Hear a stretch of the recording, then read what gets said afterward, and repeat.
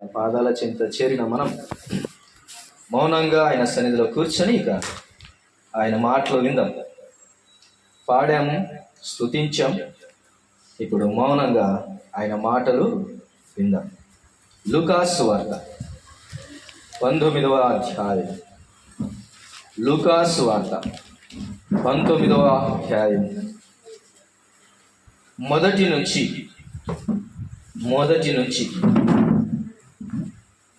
5 వచనాలు 6 వచనాలు చదువుకుందాం. లూకాసు వార్త 19వ అధ్యాయం మొదటి నుంచి 6 వచనాలు చదువుకుందాం. అందరము కలిసి చదువుకుంటే క్షేమకరంగా ఉంటుంది. దయచేసి అందరం కలిసి చదువుకుందాం. 19వ అధ్యాయం మొదటి నుంచి లూకాసు వార్త, పేజీ నంబర్ 71, కొత్త నిబంధన గ్రంథం. ఆయన సంచరించుచు ఎరికో పట్టణములో ప్రవేశించి దాని గుండా పోవుచుండు. ఇదిగో, సుంకపు గుత్తదారుడును ధనవంతుడునైన జక్కయ్య అను పేరు గల ఒకడు యేసు ఎవరో అని చూడగోరేను గాని పొట్టివాడైనందున జనులు గుంపు కూడి ఉండుట వలన చూడలేకపోయాను. అప్పుడు యేసు ఆ త్రోవను రానయ్యుండెను గనుక అతడు ముందుగా పరిగెత్తి ఆయనను చూచుటకు ఒక మేడి చెట్టు ఎక్కాను.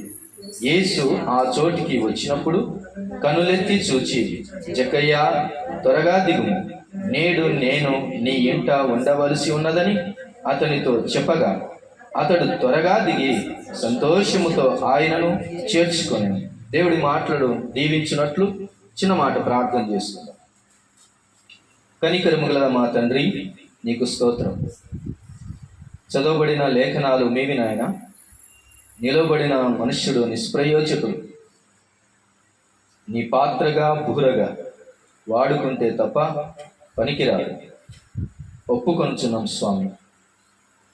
ఇదిగో నీ మాటల దగ్గరికి మేము వచ్చాం. మాతో మాట్లాడండి. నీవే మాట్లాడండి. నీవు మాట్లాడితే మాకు క్షేమం, మాకు దీవెన, ఆశీర్వాదం స్వామి. చేరువచ్చిన మా అందరికీ కూడా సరిపోయిన నీ మాటలు, ఈ రాత్రికి సరిపోయిన మాటలు మాకు అనుగ్రహించండి.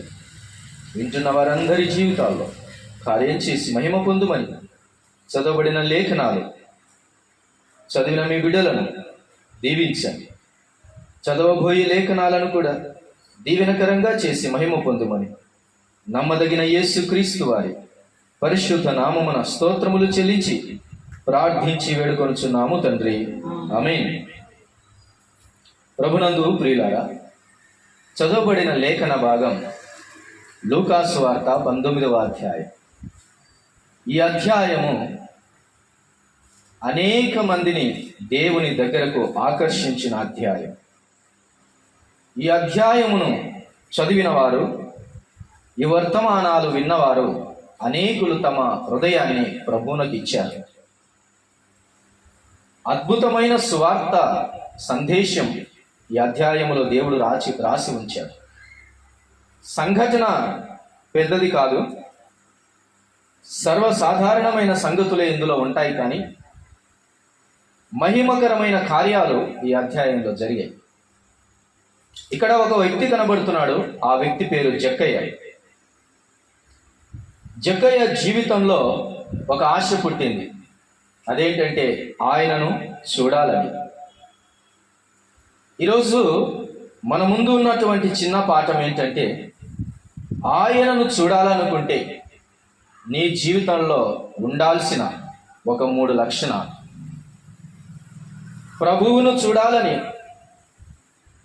దేవుని కోరుకున్నటువంటి ప్రతి హృదయం ఆయనను చూడాలని ఆశ కలిగి ఉంటే 3 లక్షణాలు నీ జీవితాల్లో ఉండాలి.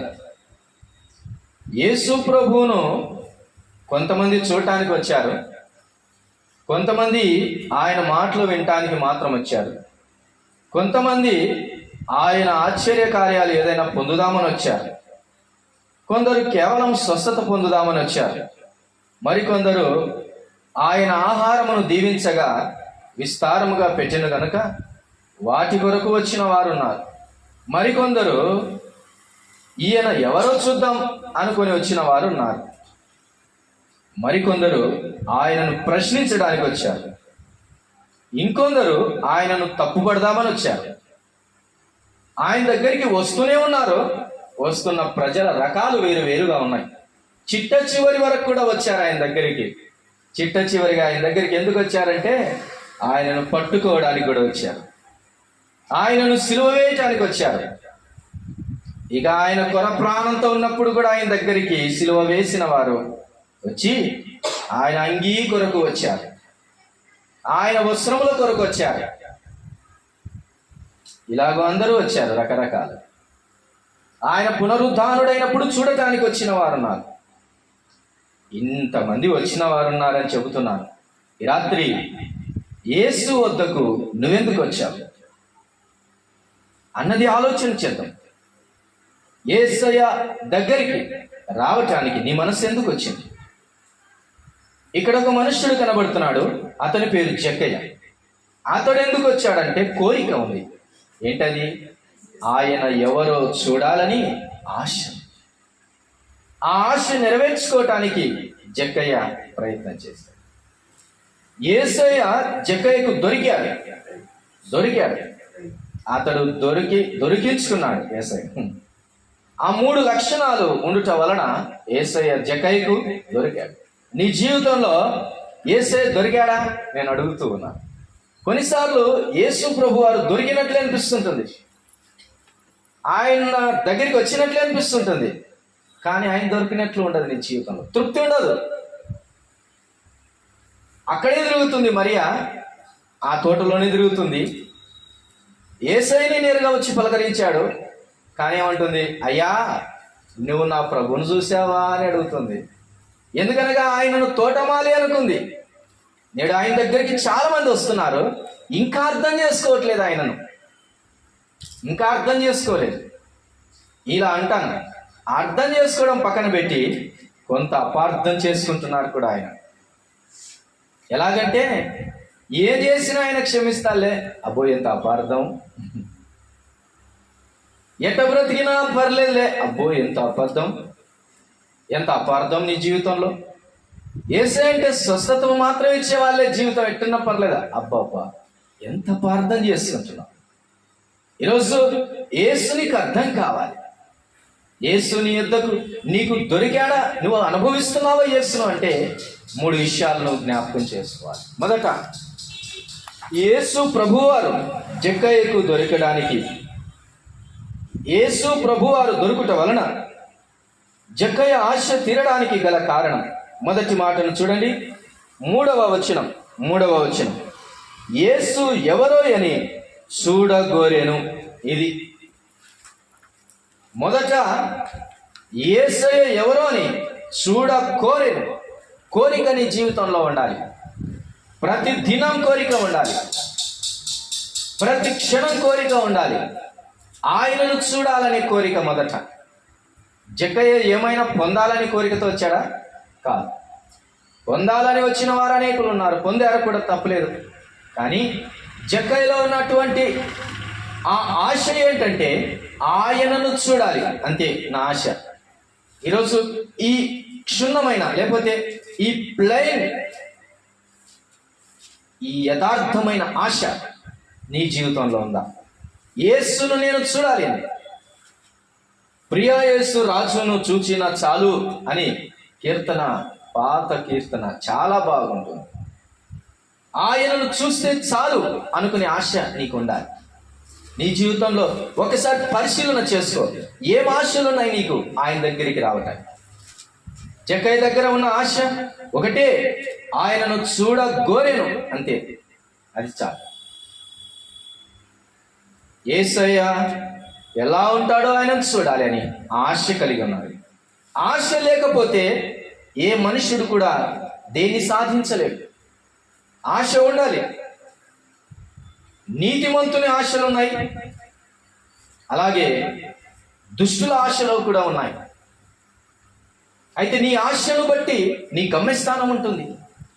ఈరోజు నీ ఆశ ఏంటి దేవుని విషయంలో అంటే, జక్కయ్యను అడిగితే జక్కయ్య చెబుతున్నాడు. జక్కయ్య ఆశ ఏంటంటే నేను యేసును చూడాలి. అది ఆయన ఆశ. నీకు ఆశ లేకపోయిందనుకో, యేసును చూడాలని ఆశ ఈ లోకంలో ఉన్నప్పుడే లేకపోయిందనుకో, ఒకనాడు నువ్వు ఆశపడినా దొరకడు ఆయన. అది చూడు ఎంత మంచి మాట. ఈరోజు నువ్వు ఆశపడకపోతే, నువ్వు ఆశపడినా కానీ ఆయన దొరకడు. ఎందుకంటే అదే యెరికో పట్టణము గుండా ఆయన వెళ్తున్నాడు. ఒకవేళ అప్పుడు దాటిపోతే జక్కయ్యకు మరలా దొరకకపోవచ్చు. ఈ లోకంలో ఉన్నప్పుడే నువ్వు ఆశపడాలి. ఒక ధనవంతుడు ఆశపడుతున్నాడు ఎప్పుడో తెలుసా? చచ్చిన తర్వాత. చూడండి, ఇదే లూకాసు సువార్తలో 16వ అధ్యాయం, లూకాసు సువార్త 16వ అధ్యాయంలో అతడు ఏం కోరుకొనిస్తున్నాడో చూడండి. 23వ వచనం నుంచి, అప్పుడు అతడు పాతాళములో బాధపడుచు కన్నులెత్తి దూరము నుండి అబ్రహామును అతని రొమ్మున లాజరును చూచి, తండ్రివైన అబ్రహామా, నా యందు కనికరపడి తన వ్రేలి కొనను నీళ్లలో ముంచి నా నాలుకను చల్లార్చుటకు లాజరును పంపుము, నేను ఈ అగ్ని జ్వాలలలో యాతన పడుచున్నానని కేకలు వేసి చెప్పాను. చూసారా, నీటి కోసం ఆశ. అబ్రహాము రొమ్మున ఉన్న లాజరుని ఇప్పుడు చూస్తున్నాడు. అబ్రహామును చూస్తున్నాడు. ఎక్కడి నుంచి చూస్తున్నాడు? పాతాళంలో నుంచి చూస్తున్నాడు. ప్రియమైన దేవుని వాళ్ళ, బ్రతికున్నప్పుడే చూడాలని ఆశ కలిగి ఉండాలి. లేకపోతే పాతాళం వెళ్ళిన తర్వాత నీ ఆశ తీరదు సుమా.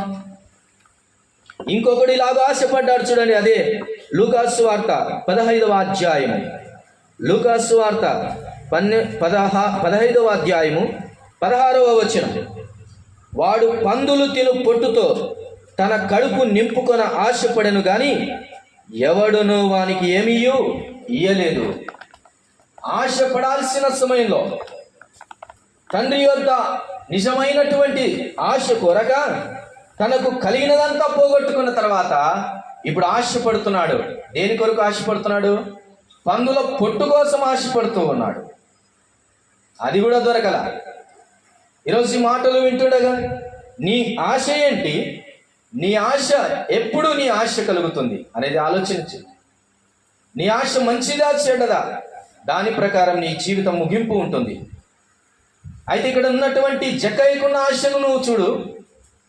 ఆయనను చూడాలనే ఆశ మదిలో కలిగి ఉన్నాడు. నేను ఒక మాట నన్ను అడగనివాడి, దేవుని దగ్గరికి నువ్వు వెళ్ళేటప్పుడు ఏం ఆశతో వెళ్తున్నావు? ప్రతి సమయంలో ఇది ప్రశ్నించుకోవాలి. ఏ ఆశతో నేను ఆయన దగ్గరికి వెళ్తున్నాను అనేది. కీర్తనకారుడు అన్నాడు, దుప్పి నీటి వాగుల కొరకు ఆశపడినట్లుగా దేవా నీ కొరకు నా ప్రాణము తృష్ణగొనుచున్నది అన్నాడు. దుప్పి నీటి వాగుల కొరకు ఎక్కడ దొరుకుతుందా అని వెతికి చూసి ఆశపడుతుందంట. అది ఒక్క చోట నీటి వాసన దొరికినా కానీ అది గంతులు వేస్తూ పరిగెడుతూ ఉంది. దేవుని దగ్గరికి వస్తున్నప్పుడు అంత ఆశ నీలో ఉందా? ఆయన మీద నీకు ఆశ కలగాలి. మొదట దేవుడు నీకు దొరకాలంటే, భగవంతుడు నీకు ప్రాప్తించాలంటే, దయను నీవు చేసుకోవాలంటే, దేవుని సన్నిధి అనుభవించాలంటే, మహోన్నతుడైనటువంటి దేవదేవుని కుడిపార్శ్వములో ఉన్న ప్రభువును, పరిశుద్ధాత్మ దేవుని నీవు అనుభవించాలంటే మొట్టమొదట నీ జీవితంలో ఆశ ఉండాలి. ఏముండాలి? ఆశ ఉండాలి. నీతిమంతుల కోరిక ఆయన నెరవేర్చును అని రాయబడింది. యథార్థవంతుల ఆశ ఆయన నెరవేర్చు. ఆయన మన హృదయ వాంఛను నెరవేర్చునని రాయబడింది. ప్రియమైన దేవుని వారలారా, జక్కయ్యకు ఆశ ఉంది. ఏంటంటే ఆయనను చూడాలని ఆశ. నీ జీవితంలో ఏం చూడాలని ఆశపడుతున్నావు? మన జీవితాల్లో ఏం చూడాలని ఆశపడుతున్నాము? ఏం చేయాలని ఆశపడుతున్నాము? ఏం అనుభవించాలని ఆశపడుతున్నాము? ఎందుకనగా ఈ లోకము ఆశల వలయం. ఈ లోక రంగులు ఆశలను పుట్టించే వలయాలు, ఆకర్షించే లోకమని దీనికి పేరు. ఈ లోకము దాని ఆశలు ఒకనాడు గతించిపోవును అని రాయబడి ఉన్నది. నీ ఆశలు కూడా ఒగుడాకు వలె ఎగిరిపోతాయి ఒకనాడు. ఆశలన్నీ చెల్లాచెదరైపోయినప్పుడు నిరాశ నిస్పృహలలో కూరుకొని పోతావు.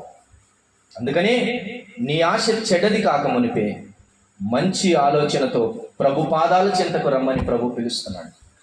జక్కయ్యకు ఉన్న ఆశ ఇదేనండి, యేసును చూస్తే చాలా అనుకున్నాడు. It's enough to see my Lord Jesus Christ, it's enough to my life.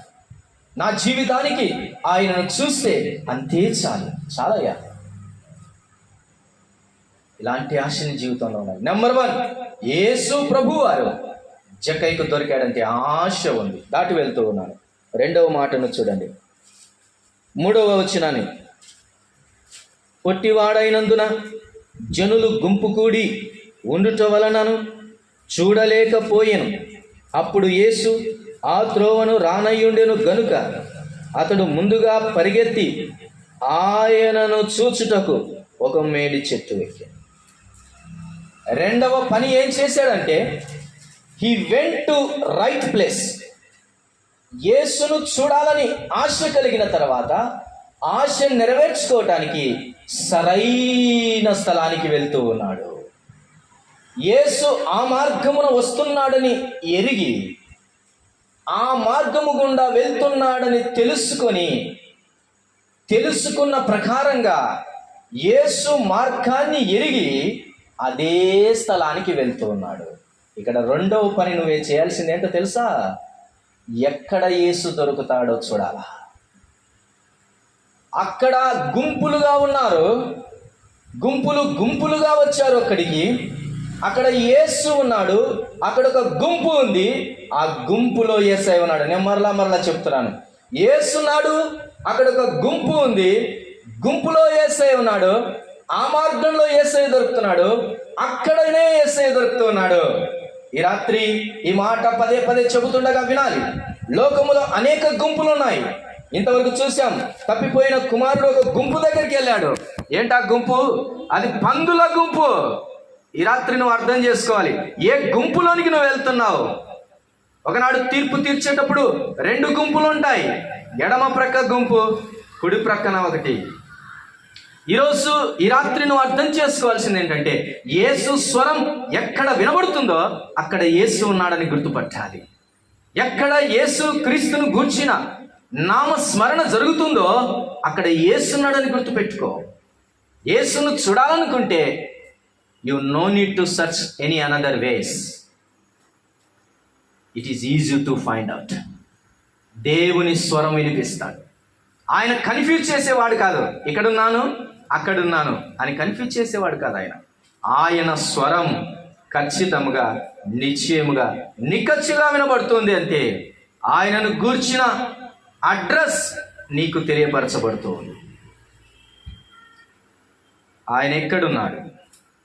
ఈ రాత్రి ఆయన ఎక్కడున్నాడు అనటానికి నేను కొన్ని మాటలు చెబుతూ ఉన్నాను. ఈ రాత్రి నువ్వు అర్థం చేసుకోవాలి, దేవుడు ఆకాశమందున్నాడని దేవుని వాక్యము సెలవిస్తూ ఉన్నది. యేసు ఎక్కడున్నాడు అనుకుంటున్నావా? యేసు ఎక్కడో లేడు. నీవు ఎక్కడున్నా యేసు నిన్ను చూస్తూ ఉన్నాడు. Wherever you go, whatever you do, there the presence of the Lord. ఎక్కడ నీవు నిలిచినా, ఏ పని చేస్తున్నా అక్కడ యేసు ఉన్నాడు. ఈ స్వరం విన్న తర్వాత నీకు అర్థమవుతుంది. 2వది, యేసు ఎక్కడున్నాడో చూడాలనుకుంటున్నావా? ఇదిగో నీ కోసం, నా కోసం కల్వరిలో వేలాడుతూ ఉన్నాడు. యేసు ఎక్కడున్నాడని చూడాలన్న నీ ఆశకు, నీ ప్రాణానికి, నీ ఆత్మకు చెప్పు. ఆయన నీ కోసం వేలాడుతూ ఉన్నాడు. ఎలాగూ వేలాడుతున్నాడు తెలుసా? 2 చేతులు చాచి ఎంతగా నిన్ను ప్రేమించాడో చూపించడానికి తన రక్తాన్నంతా కాచి ఒక్క రక్తపు చుక్క కూడా తన హృదయంలో ఉంచుకొనకుండా రక్తము నీరు దారులుగా కారుస్తూ I loved you so much అని చెబుతూ ఉన్నాడు. ప్రపంచంలో ఈ మాట ఎవరు చెప్పలేరు. నేను నిన్ను ప్రేమిస్తున్నానని చెబుతున్నాడు ప్రభు. చెప్పి మోసగించిన ప్రేమలున్నాయి, మోసం చేయటానికే చూపిన ప్రేమలున్నాయి, ప్రేమించి చంపిన ప్రేమలున్నాయి, ప్రేమాని ముసుగులో నాశనం చేసినవి ఉన్నాయి. నిజమైన నిర్వచనం, సత్యమైనటువంటి మార్గం, a right definition of love is not there in the earth. ఈ ప్రపంచంలో కాదు, భూమండలం మీదనే నిజమైన ప్రేమకు రుజువైన స్థానం ఏదీ లేదు.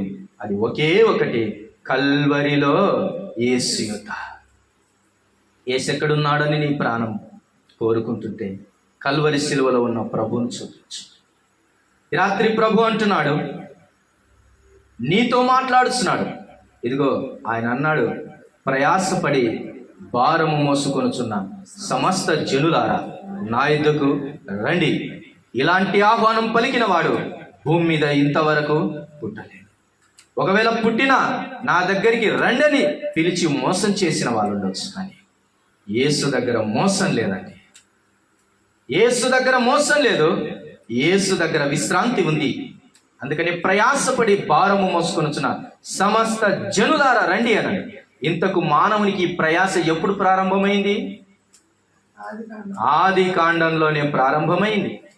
ప్రయాసముతోనే నీవు బ్రతుకు దినములల్లా కష్టము చేసి నీ చెమటోర్చి నీవు భూమి పంటను తిందువని ఆదాముతోను, ప్రయాసముతో బహు వేదనతో పిల్లలు కందువని స్త్రీతోను చెప్పిన ఆనాటి నుంచి ఈనాటి వరకు మానవునికి ప్రయాసే. అది దేని వలన వచ్చిందంటే తన పాపము వలన మానవుడు ప్రయాసను తెచ్చుకున్నాడు. రాత్రి ప్రభు అంటున్నాడు, అందుకనే ప్రయాసపడి భారము మోసుకొనుచున్న వారలారా నా యుద్ధకు రండి అంటున్నాడు. అడ్రస్ జక్కయ్య చూడాలనుకున్నాడు. జక్కయ్య ఎంక్వైరీ చేయగా యేసు అటొస్తున్నాడని అర్థమైపోయింది. యేసు మార్గం కనుగొన్నాడు. రైట్ వే హి ఫౌండ్. ఆయన అంటున్నాడు, ఇలాగ చెబుతున్నాడు, నేనే మార్గమును, నేనే సత్యమును, నేనే జీవమును, నా ద్వారా తప్ప ఎవడును. నేనే మార్గమును, నేనే సత్యము, నేనే జీవము. ఒకటి ఆశ ఉండాలి, రెండవది ఆయన మార్గాన్ని కనుక్కోవాలి. ఈ లోకంలో ఇప్పుడున్న పరిస్థితుల్లో రకరకాల మార్గాలు ఏర్పడ్డాయి.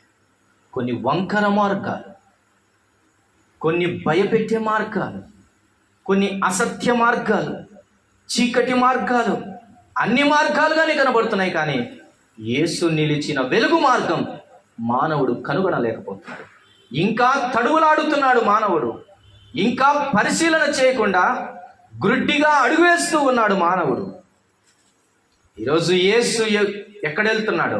యేసు అడుగుల చెప్పుడు వినే శక్తి నీకుందా? యేసు స్వరం వినే శక్తి నీకు కావాలి. Let find out him in the right way. ఆయనను కనుగొనము సరైన మార్గమందు అని ప్రభు తెలియజేస్తూ నేను ముగింపులోనికి దాటి వెళ్తున్నాను. ఆయన దొరుకు స్థానమేది? ఆయన ఎక్కడ దొరుకుతాడు అనేది నీ జీవితంలో తెలుసుకో. మూడవ మాట నేను తెలియజేస్తాను చూడండి. ఆయన జక్కయ్యకు దొరకటానికి గల మూడవ కారణం ఏంటో మనం ఫైండ్ అవుట్ చేద్దాం. చూడండి, 4-5 వచనాలు చదువుకుందాం. అప్పుడు యేసు ఆ త్రోవను రానయ్యుండెను గనుక అతడు ముందుగా పరిగెత్తి ఆయనను చూచుటకు ఒక మేడి చెట్టు ఎక్కాను. చాలు. మూడవది, జక్కయ్య తన జీవితాన్ని ప్రస్ఫుటించి తన జీవితాన్ని నేరుగా చూపించే లక్షణము గల చెట్టుని ఎక్కాడు. నేను ఇలా అంటాను, జక్కయ్య జీవితాన్ని మేడి చెట్టు ద్వారా స్పష్టంగా తెరవబడి ఉన్నది. అనగా మేడి చెట్టు చూడు మేలిమయ్యుండును, పొట్ట విప్పి చూడు పురుగులుండును. పురుగులు ఉండవు కానీ బయటికి నిగనిగలాడుతూ ఉంటుంది. జక్కయ్య జీవితం ఎగ్జాక్ట్గా అట్లనే ఉంది. అందుకనే ఏ చెట్టు ఎక్కలేదు. ఏ చెట్టు ఎక్కాడు? మేడి చెట్టే ఎక్కాడు. ఎందుకు ఎక్కింటాడు మేడి చెట్టు? మిగతా చెట్లలో పెద్దగా ఉంటాయి, మేడి చెట్టు కొంచెం అనువుగా ఉంటుంది. ఇది పెద్ద మానేం కాదు. ఓకే, ఆత్మీయమైన కోణంలో ఆలోచన చేస్తే జక్కయ్య జీవితానికి సరిపోయిన చెట్టు. యేసు నీకు దొరకాలంటే మూడవది ఏంటో తెలుసా? నీవు ఉన్న పాటున ఆయన దగ్గర కనపడు. ఎలా కనపడాలి? ఉన్న పాటున కనబడు. ఉన్న స్థితిని చూపించు. ఉన్నట్టుగానే కనపరుచుకో, లేనట్టుగా నువ్వు బిహేవ్ చేయకు, కవర్ చేయకు. మన భాషలో చెప్పాలంటే ముసుగు వేసుకోవద్దు. ఆయన దగ్గరికి వచ్చినప్పుడు అనగా కప్పుకోవద్దు అని దాని అర్థం. మానవుడు, ఇది వరకు కూడా నేను చెప్పాను, మానవుడు దేవుని దగ్గరికి యథార్థంగా ఎప్పుడు రాడో తెలుసా? పాపము చేసినప్పుడే. ఆదాము వాళ్ళు అంతవరకు వచ్చారు, అంతవరకు పలకరించారు, అంతవరకు హ్యాపీగా ఉన్నారు, అంతవరకు సహవాసం కలిగి ఉన్నారు. ఒక్కసారిగా ఆదామా నీవెక్కడున్నావు అని అంటే ఆదాము ఏమంటున్నాడు? చెట్ల మధ్యలో దాగుకొంటిని. ఎప్పుడు? నీ స్వరము వినినప్పుడు. అంతవరకు బయటనే తిరిగినాడు, కచ్చడలు కట్టుకొని కూడా బయటనే తిరిగినారు. నీ స్వరము వినినప్పుడు చెట్ల మధ్యలో దాగుకొంటి. చెక్కయ్య చూడండి, చెట్ల మధ్యలో దాక్కోలేదు. ఏమండి, దాక్కున్నాడా? చెట్ల మధ్యలో దాక్కుంటే ఎవరు కనపడరు, కానీ చెట్టు ఎక్కినోడు అందరికి కనపడతాడు. అలాంటి జీవితం కావాలి యేసయ్య దగ్గరికి వచ్చినప్పుడు. Open your heart and open your life and show everything, even your sin, everything. నీ పాపమైనా సరే, అపరాధమైన, ఇది నాయన నా పరిస్థితి అని చెప్పుకోవాలి. యేసయ్య జక్కయ్యకు ఎందుకు దొరికాడో తెలుసా? తన జీవితాన్ని ఉన్నది ఉన్నట్టుగా చూపించుకున్నాడు. ఇది స్పష్టమైంది. ఈ రాత్రి యేసయ్య దగ్గరికి వచ్చినప్పుడు దయచేసి మారు వేషములో రావద్దు. Waste of time. నీ జీవితాన్ని తెరుచుకొని రావద్దు. ఇదేనైనా నా బ్రతికిదే ప్రభువా అంటే సరిచేయటానికి ఇష్టపడతాడు. నా బ్రతికింతేనైనా అడిగితే నిలబెట్టడానికి ఇష్టపడతాడు. ఇదేనైనా నా బలహీనత అని చెబితే బలపరచడానికి ఇష్టపడతాడు. అంతేకాని బలహీనుడవేయండి నేను బాగుండా అంటే నీ నటనకు జోహార్ అంటాడు. అంతే. ఈ లోకంలో వేషధారణ మానవునికి దేవునికి అయిష్టమైనటువంటి సంగతి. వేషధారణ మానవునికి అత్యంత ఈజీ మెథడాలజీ, కానీ దేవునికి ఆ వేషధారణ అనేది అసహ్యమైనటువంటిది. వద్దు. నీ గురించి ఎవరైనా చెడ్డ అనుకుంటున్నారనుకో, మన గురించి బాధేస్తుంది కదా, బాధేస్తుంది. చెవున పడిందంటే కొట్లాడతాం కూడా. కానీ ఎప్పుడైనా ఇట్లా అనుకున్నావా? నా గురించి వాళ్ళు అనుకుంటున్నారంటే సరేలే ప్రభు అనుకొని అంతకంటే ఘోర పాపిని నేను అని అనుకోలేదా? ఇప్పుడు నా గురించి వాళ్ళు అనుకుంటున్నది కొంచెమే ప్రభువా, అంతర్గతంగా నేను ఘోర పాపినయ్యా అని అనుకున్న నాడే నీ యథార్థత బయటపడుతుంది. అని అనుకున్నప్పుడే దేవుడు నీ యథార్థమైన హృదయాన్ని చూస్తాడు. అలా అనుకోకుండా కాదులే నేను మంచివాణ్ణి, కాదులే నేను బాగున్నాను. ఏమండి, ఒక మాట చెప్తాను ఏనండి. జక్కయ్య కవర్ చేసుకోవడానికి ఎన్ని లేవు చెప్పండి. యేసయ్యను చూడాలనుకుంటే ఇతడు ఎలాగొచ్చాడో తెలుసా? పరిగెత్తుకొని వచ్చాడు. ఎలాగొచ్చాడండి? ఓ గుర్రాన్ని పెట్టుకొని రావచ్చు లేదా? జక్కయ్య దగ్గర ఉంది. ఆ మేడి చెట్టు ఎక్కకపోతే జక్కయ్య ఏదైనా అప్పటికప్పుడు ప్లాన్ వేసుకొని ఒక సింహాసనం మీద కూర్చొని చూడొచ్చుగా, అంతుందిగా ఉంది. కానీ అవేవి జక్కయ్య యూజ్ చేసుకోవాలి. దేవుని దగ్గరికి వచ్చేటప్పుడు మాత్రం, ఏ మనిషి దగ్గర నువ్వు వేషం వేసినా కానీ దేవుని దగ్గరికి వచ్చినప్పుడు మాత్రం మన వేషాలన్నీ తీసేస్తాం. అప్పుడే ఆయన ఇష్టపడేవాడు. యథార్థవంతులు ఆయనకు ఇష్టం. భూమి యందు యథార్థవంతులు కలరాని ఆయన వెతుకుచుండు. యథార్థత నీ జీవితంలో ఉండాలి. మూడవది, జక్కయ్య యేసును సంపాదించుకున్నాడంటే కారణం ఉన్నపాటున తనకు కనపరుచుకున్నాడు. యేసయ్య ఏం చేశాడో తెలుసా? ఈ 3 లక్షణాలు ఉన్నాయి. ఒకటి, ఆశ కలిగిన జక్కయ్య. రెండవది, మార్గము తెలుసుకున్న జక్కయ్య. మూడవది, ఉన్నపాటున వచ్చిన జక్కయ్య. మరలా చెప్తున్నాను, ఆశపడిన జక్కయ్య, యేసు మార్గం కనుగొని వచ్చిన జక్కయ్య. మూడవది, ఉన్నపాటున వచ్చిన జక్కయ్య. ఇన్ని లక్షణాలున్న జక్కయ్యకు యేసు ఎలా దొరికాడో తెలుసా? ఇప్పుడు చదవండి, ఆ మాట చదువుకొని నేను ముగింపు చేస్తాను. 5వ వచనం. యేసు ఆ చోటికి వచ్చినప్పుడు కన్నులెత్తి చూచి జక్కయ్యా. ఏమండి, యేసయ్య దగ్గర ఇప్పుడు ఎంతమంది ఉంటారండి? అక్కడ యేసు ప్రభు వారు ఎక్కడికి వెళ్ళినా కానీ ఎంతమంది ఉంటారు? గుంపులు గుంపులుగా ఉంటారు. ఈ లక్షణాలు కలిగిన జక్కయ్య యేసు దృష్టిలో పడ్డాడు. అందుకని అందరినీ వదిలేశాడండి. యేసు ప్రభు ఏం చేశాడు? అందరినీ వదిలేశారు. జక్కయ్య వైపు కన్నులెత్తి చూస్తున్నాడు. నాకు చాలా ఆశ్చర్యమైన ఒక వర్డ్ ఇక్కడ ఏముందో తెలుసా? కనులెత్తి చూడగా అని. చూడండి, ఆ చోటికి వచ్చినప్పుడు, యేసు ఆ చోటికి వచ్చినప్పుడు కన్నులెత్తి చూచి. ఎలా చూశాడండి యేసు ప్రభు? కన్నులెత్తి చూచి. దైవ గ్రంథంలో ఈ మాటకు పెద్ద పాఠం ఉంది. అబ్రహాము గొర్రెపిల్ల కోసం కన్నులెత్తి చూచాడు. యేసు ప్రభు వారిని శిష్యులు కొండ మీద కన్నులెత్తి చూచారు. కన్నులెత్తి చూడగా అబ్రహాముకు ఎండవేళ 3 మనుషులు కనబడేది. మనిషి దేవుని చూడటానికి కన్నులెత్తాడు, కానీ ఇక్కడ దేవుడు మనిషి కోసం కన్నులెత్తుతున్నాడు. బికాస్ ఆ మనిషిలో దేవుడు కోరుకున్న లక్షణాలు ప్రస్ఫుటంగా ఉన్నాయి కాబట్టి. జక్కయ్యలో ఉన్న ఆశ యేసయ్య కనులెత్తేటట్టు చేసింది. జక్కయ్యలో ఉన్నటువంటి సరైన మార్గమును కనుగొనే సత్య అన్వేషణ జక్కయ్య వైపుకు యేసు కన్నులెత్తడానికి కారణమయ్యింది. జక్కయ్య కనబరిచిన యథార్థమైన జీవిత విధానం యేసయ్య కన్నులెత్తి చూడటానికి కారణమయ్యింది. యేసు కన్నులు నీ మీద పడాలంటే జక్కయ్య వలె అనుసరించు. అంతే మాట చెప్తున్నాను.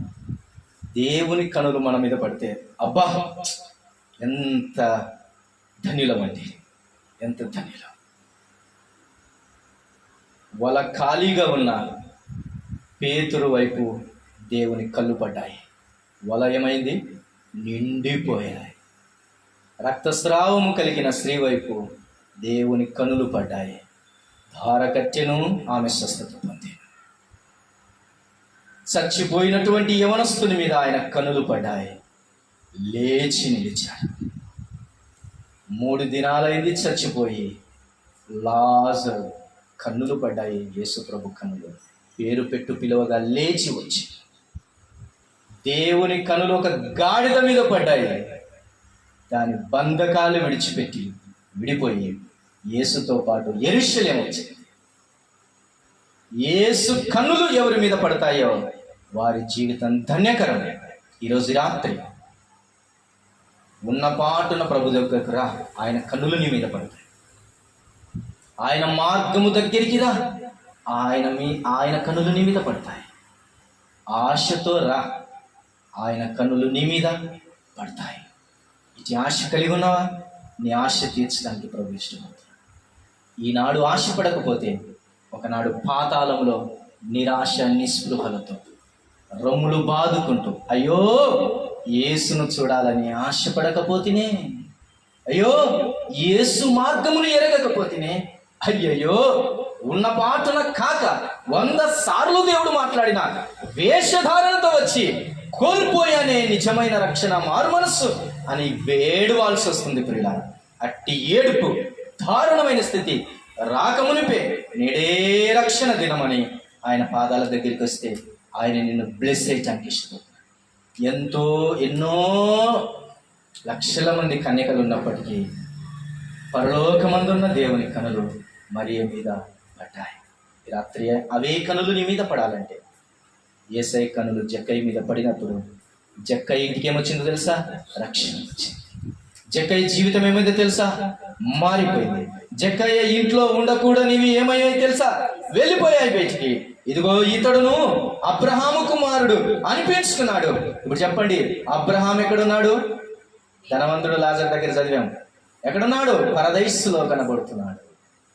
ఇతడు అబ్రహాము కుమారుడు అంటే ఇతడు కూడా సీట్ కన్ఫర్మ్ చేసుకున్నాడు. అబ్రహాము రొమ్మున ఉండబోతూ ఉన్నాడని. రాత్రి కన్ఫర్మ్ అయిందని జీవితంలో అబ్రహాము రొమ్మున నిలబడే కూర్చొని కన్ఫర్మేషన్ సీట్ అయిందని జీవితంలో. కాకపోతే ఇదే మిక్కిలి అనుకూలమైన సమయం, నేడే రక్షణ దినం. ఇంతటి గంభీరంగా ప్రేమతో దేవుడు నీతో మాట్లాడుతుండగా ఎందుకు ఆలస్యం చేస్తావు? రక్షణ పొందు. ప్రభు నిన్ను పిలుస్తున్నాడు. తలలో ఉంచండి, ప్రార్థన చేస్తాను. అందరూ తలలో ఉంచండి.